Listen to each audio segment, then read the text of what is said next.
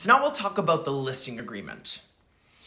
So once you've interviewed different agents and ultimately chosen the one you want to work with, you'll both have to sign a listing agreement. And this is in order for them to represent you and your best interests throughout the whole process.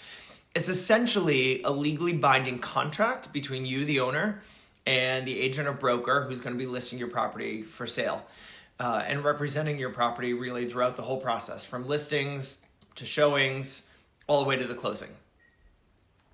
It's going to outline the terms and conditions under which the agent will market and sell the home.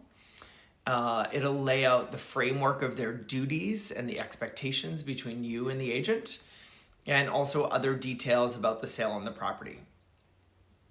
Some of the specifics that are going to be in the agreement include, obviously, the address, the length of the listing agreement. Sometimes the initial agreement, you put the listing price or an estimate.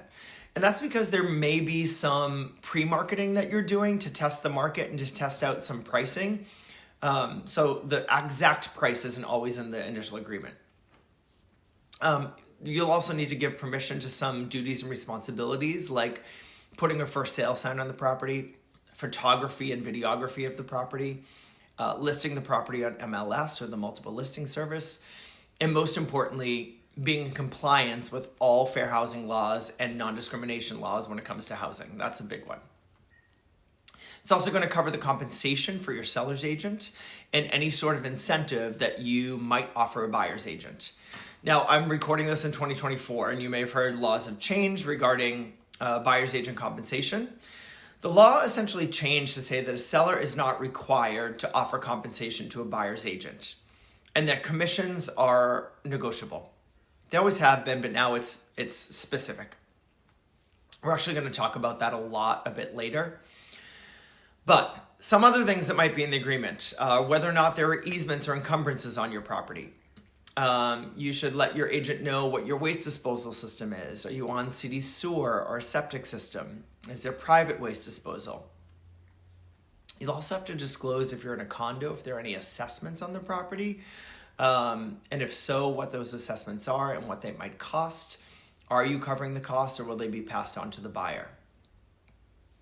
Now, as far as the length of the agreement, you and your agent will agree on a specific period of time. Usually it's at minimum 6 months, but sometimes it takes a bit more time to sell a property, regardless of the marketing efforts, and the conditions of the market do play some impact here.